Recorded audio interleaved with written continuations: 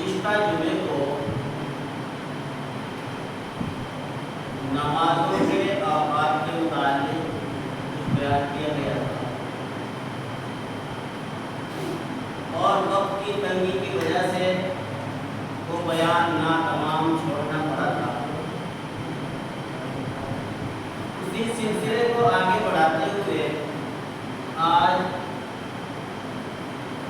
باقی ماندہ بیان کی تکمیل کی جاتی ہے۔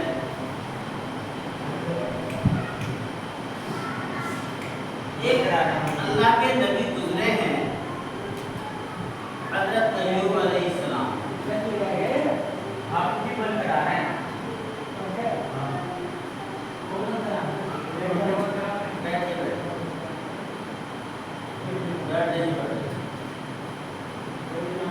حضرت ایوب علیہ السلام اللہ کے نبی گزرے ہیں۔ حضرت یعقوب بلکہ حضرت اسحاق علیہ السلام کی اولاد میں سے ہیں۔ اللہ کے رسول صلی اللہ علیہ وسلم سے 2100 سال پہلے ہوئے، یعنی اللہ کے رسول صلی اللہ علیہ وسلم حضرت ایوب علیہ السلام سے 2100 سال بعد دنیا میں تشریف لائے۔ مالدار آدمی ہیں، گھر میں کنیزوں کی ریل پیر ہے، خادموں کی ریل پیر ہے، جنگل میں کاشت زراعت کی زمین بھی ہے، کافی اللہ نے اولاد نذیرہ سے بھی نوازا ہے، بڑے خوش و خرم زندگی گزار رہے ہیں، نیک اور خوبصورت بیوی گھر میں ہے، اور وہ بیوی ہیں کون؟ ایک اللہ کے نبی حضرت یوسف علیہ السلام کی پوتی ہے، یوسف علیہ السلام کی پوتی رحیمہ، جن کو رحمت بھی کہتے ہیں، بیوی رحیمہ ہر طرف سے خوش و خرم ہے، مسرور ہے، شادمان ہے، اللہ کی عبادت اس درجہ کرتے ہیں کہ ہمہ وقت اس کی عبادت میں مصروف رہتے ہیں، سب اور شکر کا دامن ہر وقت تھامے رہتے ہیں۔ ایک روز ابلیس لعین نے جب ان کی حالت دیکھی تو ان کی حالت دیکھ کر پروردگار عالم سے عرض کیا کہ اللہ، یہ ایوب تیرا بندہ خوشحال زندگی گزار رہا ہے، اسی لیے تو تیری عبادت میں لگا رہتا ہے، صبر و شکر کا دامن تھامے ہوئے رہتا ہے۔ اگر اس کو اس سختی میں مبتلا کیا جائے، اس تنگی میں مبتلا کیا جائے، آزمائش میں ڈالا جائے، ابتلا اور مصیبت میں ڈالا جائے، تو یہ تیری عبادت پھر نہیں کرے گا، پھر صبر کا دامن نہیں تھام سکے گا، پھر تیرا شکر ادا نہیں کر سکے گا۔ اللہ رب العزت نے ارشاد فرمایا، ابلیس میرا بندہ ہر حال میں صابر اور شاکر رہنے والا ہے۔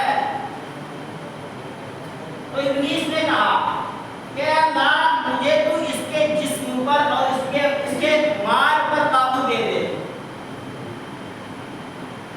پہلے درخواست کی اس کے مال پر قابو دے دے۔ اللہ نے کہا اپنے ارمان نکال کے دیکھ لے، اپنا کام کر کے دیکھ لے، میرا بندہ صابر و شاکر ہی رہے گا۔ حضرت ایوب علیہ السلام کی زراعت کی جو کھیتی کی زمین کی باغات ہے، شیطان نے ان سب کو جلا کر خاکستر کر دیا، سب کو جلا کر راکھ بنا دیا، اور ایک نیک مرد کی شکل اختیار کر کے حضرت ایوب علیہ السلام کے عبادت خانے میں آیا اور آ کر کہنے لگا، اے ایوب، تو اللہ کی عبادت میں لگا ہے، تیری ساری کھیتی جل کر راکھ ہو گئی ہے، تیرے سارے باغات تباہ ہو گئے ہیں، تو اللہ کی عبادت میں لگا بیٹھا ہے۔ حضرت ایوب علیہ السلام نے سن کر ذرا بھی حسن و ملال کا اظہار نہ کیا، آپ کی پیشانی پر ذرا بھی بل نہ آئے، اور کہنے لگے کہ اللہ کا دیا ہوا مال تھا، اس نے لیا تو اس کا حساب تھا،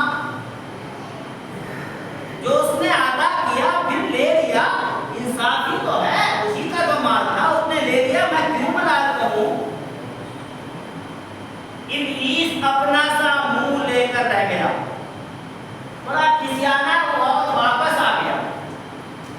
اب اللہ رب العزت کی بارگاہ میں اس نے پھر عرض کیا، اللہ اس کے جسموں پر مجھے قدرت دے دے، مال پر تو اس نے صبر کر لیا، اس کی اولاد پر بھی مجھے قدرت دے دے۔ ان کے تمام عہد و عیال ایک مکان کے نیچے تعلیم و تعلم میں مصروف تھے، پڑھنے پڑھانے میں مصروف تھے۔ شیطان نے اس مکان کی چھت گرا دی، وہ سارے کے سارے بیوی کو چھوڑ کر سارے بچے ان کے چھت کے نیچے دب کر مر گئے۔ اب پھر شیطان حضرت ایوب علیہ السلام کے پاس آ کر بڑا ملال کے انداز میں، بڑا خیرخواہانہ انداز میں کہتا ہے، ایوب تیرے جنگل کے باغات تو ختم ہوئے تھے، تیرا کاروبار تو تباہ ہوا تھا، اب تو تیری اولاد بھی نہ رہی، تیری اولاد بھی ساری مر ہم گئی، اب بھی تو اللہ کی عبادت میں لگا ہوا ہے، اس کا صبر و شکر میں لگا ہوا ہے۔ ایوب علیہ السلام پھر وہی کہنے لگے کہ اولاد میری نہیں تھی، اللہ نے دی تھی، اس نے لے لی، اس کا انصاف ہے، اس کا عدل ہے، میں کیا کہہ سکتا ہوں؟ میں ہر حال میں اللہ تعالیٰ کی رضا پر راضی رہوں گا۔ اب کی مرتبہ پھر مایوس لوٹا ابلیس، اور پھر اللہ کی بارگاہ میں جس کے بدن پر مجھے قدرت دے دے، اولاد سے کس سے مسئلہ ہو سکا، مال سے کس سے مسئلہ ہو سکا، تیری یاد سے غافل نہ ہوا، تیرے صبر سے غافل نہ ہوا، شکر سے غافل نہ ہوا، اس کے جسم پر مجھے قدرت دے دے۔ اللہ نے کہا جا یہ ارمان بھی پورا کر کے دیکھ۔ شیطان حضرت ایوب علیہ السلام کے پاس آیا اور ایک چھڑی سے آپ کے جسم کو مس کر دیا۔ وہ چھڑی آپ کے بدن پر لگنی تھی کہ آپ کے جسم پر آبله پڑ گئے۔ آپ کے جسم میں موٹے موٹے گھوڑے نکل آئے، حتیٰ کہ آپ کا جسم گلنے لگا، لیکن اللہ کی عبادت سے پھر بھی غافل نہ ہوئے۔ جب جسم میں تعفن پیدا ہو گیا، اب بستی والے پریشان ہونے لگے، بستی والوں نے آپ کو شہر سے نکال کر باہر جنگل میں ڈالا۔ اندازہ لگائیے صبر و شکر کی بھی انتہا ہوتی ہے، آزمائش کا بھی کوئی پیمانہ ہوتا ہے۔ ایک شخص جس کے اولاد بھی خوب، جس کے مال دولت بھی خوب، جس کے غلام باندیاں بھی خوب، ہر طرح آسائش و آرام کی زندگی گزار رہا تھا، جسم بھی اس کا اٹھا کٹھا اچھا خاصا تھا، خوب تندرستی اچھی تھی۔ اب یکایک مال و دولت بھی سارا لے لیا گیا، اولاد بھی لے لی گئی، اور جسم بھی اس حالت میں پہنچ گیا کہ کوئی پاس آنے کو تیار نہیں۔ ایک بیوی رحمہ جو ان کی رحیمہ ان کی بیوی تھی، وہی آپ کے پاس آتی تھی، یا دو دوست تھے جو کبھی کبھی آپ سے ملنے آ جایا کرتے تھے۔ اب یہ حالت اللہ رب العزت نے پہلے ہی فرما دیا تھا، ابلیس جسم پر تجھے قدرت دے رہا، لیکن اس کی زبان اور اس کے دل پر تجھے کوئی اختیار نہیں ہوگا۔ ایوب علیہ السلام کی زبان اور دل ان کے بس میں تھا، زبان سے ہر وقت اللہ کا ذکر کرتے رہتے تھے، اور دل اور زبان کا تو ساتھ ہوتا ہی ہے، کہ اگر دل ساتھ ہے تو زبان کیا کر سکتی ہے۔ دل بھی ان کے اختیار میں تھا، زبان بھی ان کے اختیار میں تھی، اللہ کی عبادت سے ایسی حال میں بھی وہ غافل نہ ہوئے، اور اس حالت کو ان کی ایک دن نہیں گزرا، ایک مہینہ نہیں گزرا، ایک سال نہیں گزرا، پورے 18 سال تک حضرت ایوب علیہ السلام اس کرب و مصیبت میں گرفتار رہے۔ حضرت رحیمہ علیہ السلام مزدوری کرتی، اور مزدوری سے جو ملتا آدھا اللہ کی راہ میں صدقہ کر دیتی اپنے شوہر کی طرف سے، کہ اللہ میرے شوہر کو اچھا کر دے، اور آدھے سے اپنا خرچ اٹھا دے۔ ایک روز شیطان ملا کہ تو اتنی خوب روح ہے، اتنی خوبصورت ہے، اتنی حسین و جمیل عورت ہے، اتنی اچھی عورت ہے، اپنا پیچھا چھڑا، اس بیمار سے پیچھا چھڑا، میں تیرا ایک بادشاہ سے شادی کرا دوں گا۔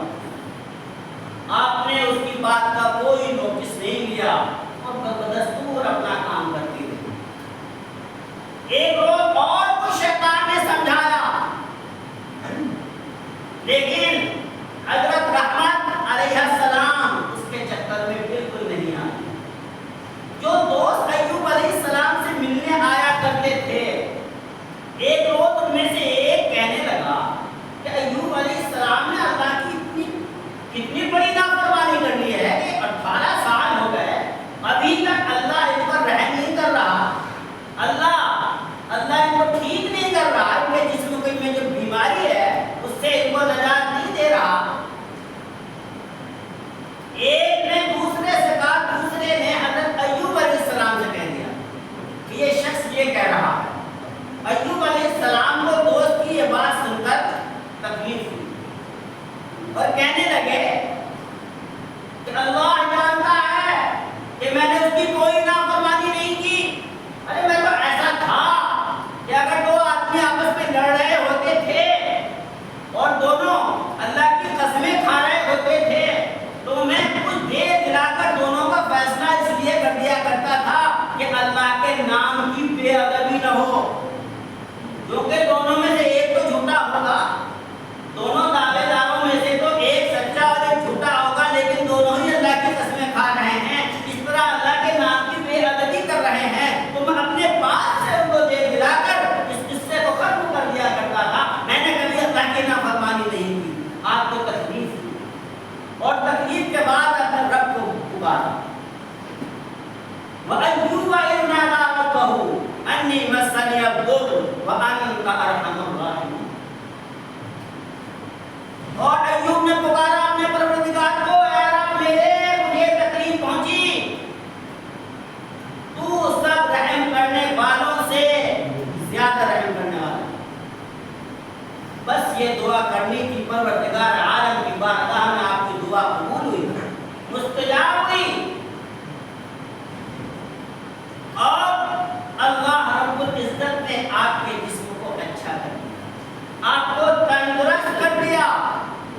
فاستجبنا له فكشفنا ما به من ضر وآتيناه أهله ومثلهم معهم رحمة منا۔ جو کچھ ان سے لیا تھا، مال و دولت، اولاد، سب کچھ اللہ رب العزت نے پہلے سے بھی زیادہ ان کو عطا کر دیا۔ اب جب اچھے ہو گئے، آپ نے غسل کیا، غسل کرنے کے بعد شکرانے کے طور پر آپ نماز پڑھنے کے لیے کھڑے ہوئے۔ آپ نے 2 رکعت کسی طرح سے پڑھنی، پڑھے نہیں، کمزور ہو رہے تھے، کھڑے ہونے کی طاقت اور طاقت جسم کے اندر موجود نہیں تھی۔ 2 رکعت پڑھنی اور تیسری رکعت کھڑے ہو کر پڑھ رہے تھے، تیسری رکعت پوری کر لی اور چوتھی رکعت کے لیے جب کھڑے ہو رہے تھے تو گر گئے، کھڑا نہ ہو گیا۔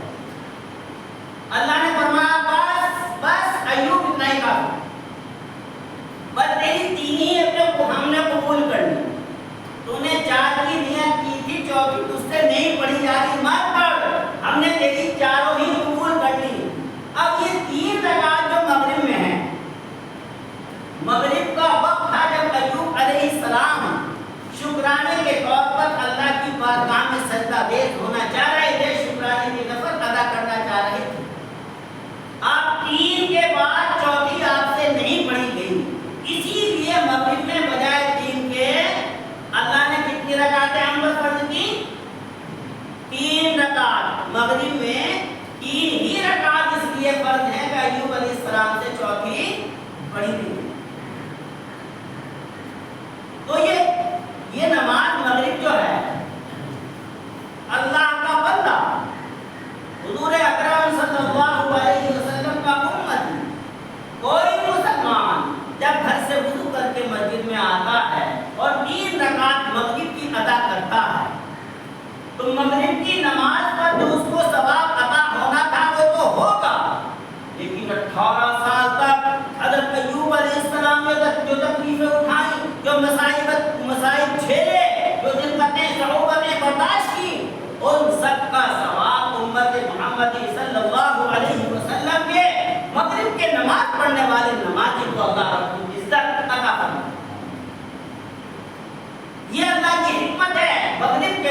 نماز فرض ہم پر فرض کر دی. اب ایک نماز اور باقی رہی جس کو کہتے ہیں عشاء. یہ کسی نبی نے نہیں پڑھی, کسی امت پر فرض نہیں. علاوہ امت محمدی صلی اللہ علیہ وسلم کے یہ نماز کسی امت پر فرض نہیں. اسی لیے محمد عربی صلی اللہ علیہ وسلم ارشاد فرماتے ہیں, اے میرے امتی, اے میرے نام لیوا, اے میرے کلمہ پڑھنے والوں, تم نے فجر کی نماز ادا کی, آدم علیہ السلام کی نماز کا ثواب تم کو عطا ہوا, تم نے ظہر کی نماز ادا کی, ابراہیم علیہ السلام کی نماز کا ثواب تم کو عطا ہوا, تم نے عصر کی نماز ادا کی, تم کو یونس اور عزیر علیہ السلام کی نمازوں کا ثواب عطا ہوا, اور تم نے مغرب کی نماز ادا کی, تمہیں ایوب علیہ السلام کے صبر اور تقویض کا ثواب عطا ہوا. لیکن عشاء کی نماز, اے امت محمدیہ, تم عشاء کی نماز پڑھنے کے لیے مسجد میں آ رہے ہو, یہ خالص میرے لیے ہے, یہ خالص میرے لیے ہے. جو میرا امتی عشاء کی نماز پڑھ کر اپنے گھر جائے گا اور جا کر آرام کرے گا, تو وہ یقین رکھے کہ قیامت کے روز میری شفاعت کا وہ حقدار, میرے دامن شفاعت میں اس کا حصہ ہو جائے گا. میری شفاعت اس کو ضرور نصیب ہوگی جو شخص عشاء کی نماز کا عادی ہوگا, اور جو شخص عشاء کی نماز سے غفلت برتتا ہے, جو شخص عشاء کی نماز چھوڑ دیتا ہے, 4 وقتوں کی نماز پڑھتا ہے, وہ منافقوں میں اپنا نام لکھوا لے. کیونکہ حدیث کے اندر آتا ہے کہ عشاء فجر کی نماز منافقین پر بھاری. جو شخص جان بوجھ کر عشاء کی نماز کو ترک کرتا ہے وہ منافق, یہ نفاق کی علامت ہے. وہ دن سے نماز نہیں پڑھ رہا, وہ اللہ کا حق اور فریضہ سمجھ کر نماز نہیں پڑھ رہا, کیونکہ عشاء کی نماز تو ایک خاص نماز ہے جو خالص محمد عربی صلی اللہ علیہ وسلم کے لیے ہے. تو یہ 5 نماز ہے جن کے بارے میں اللہ رب العزت نے ارشاد فرمایا, ان الصلاۃ کانت علی المؤمنین کتابا موقوتا. ہم نے نمازوں کو فرض کیا ان کے وقت پر, تاکہ نماز کو فرض کی گئی کیونکہ ہم بندے ہیں, ہم بندے ہیں, ہم کو بندگی لازم ہے. جو بندہ ہو کر بندگی نہ کرے وہ بندہ کہلانے کا مستحق نہیں ہے. اسی لیے وقت پر اللہ رب العزت نے کہا کہ کاروبار میں لگے رہو. اس جمعے کے بارے میں اللہ رب العزت نے فرمایا جس کو ادا کرنے کے لیے آپ لوگ حاضر ہوئے, اس کے بارے میں فرمایا فَإِذَا قُضِيَتِ الصَّلَاةُ فَانتَشِرُوا فِي الْأَرْضِ وَابْتَغُوا مِن فَضْلِ اللَّهِ. اور جب نماز سے فارغ ہو جاؤ تو پھیل جاؤ اللہ کی زمین میں روزی کمانے کے لیے. لیکن اس میں بھی ایک نقطہ بیان فرمایا, وَاذْكُرُوا اللَّهَ, آگے جا کر فرمایا وَاذْكُرُوا اللَّهَ. یہ نہیں کہ جمعہ پڑھ کے چھٹی ہو گئی ہے, یہ نہیں کہ ہفتے میں جمعہ پڑھنے کے لیے آ گئے, پورے ہفتے کی نماز آپ کی ادا ہو گئی ہے. اگر چھٹی ہو جاتی تو اللہ رب العزت آگے وَاذْكُرُوا اللَّهَ کا ارشاد نہ فرماتا. اور دنیا کے کاموں میں لگو, روزی تلاش کرو, اللہ کا فضل تلاش کرو, لیکن عصر کی نماز سے غافل مت ہو. یہ نہ ہو کہ جمعہ تو پڑھ لیا یا ظہر تو ادا کر لی, اب کل چھٹی, اب بیچ میں کوئی نماز نہیں, اب مغرب بھی نہیں, اب عشاء بھی نہیں, اور صبح بھی نہیں. اسی لیے فرمایا وَاذْكُرُوا اللَّهَ كَثِيرًا لَعَلَّكُمْ تُفْلِحُونَ. تو نمازی اسی وقت شمار ہو گئے, تم کامیاب اسی وقت ہو گئے, تم کامیابی تمہارے قدم اسی وقت چومے گی جب تم جمعے کے ساتھ عصر کی نماز بھی ادا کرو گے, عصر کے ساتھ مغرب کی نماز بھی ادا کرو گے. یہ لوگ دھیان رکھو اس بات کا کہ جو مسلمان نماز ادا نہ کرے اسلام میں اس کا کوئی حصہ نہیں. ارے کیوں نہیں سمجھ میں آ رہی بات, کیوں نہیں سمجھ رہے؟ کیا دنیا ہی میں رہنا ہے؟ دنیا ہی میں رہنا, جانا نہیں ہے. جب جانا ہے تو جانے کی تیاری بھی ضروری ہے. انسان چھوٹا موٹا سفر کرتا ہے, نجیب آباد کی سفر کرتا ہے, تو پہلے اس کو خیال ہوتا ہے کہ میں نجیب آباد جا رہا ہوں, میری پاکٹ میں بھی کچھ ہے, میری جیب میں بھی کچھ